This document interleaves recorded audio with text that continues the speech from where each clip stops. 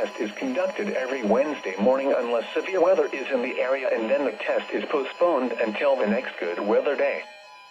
There is no severe weather in the area at this time. Repeating once again, this is a test of the NOAA Weather Radio Warning Alarm System. This concludes the test.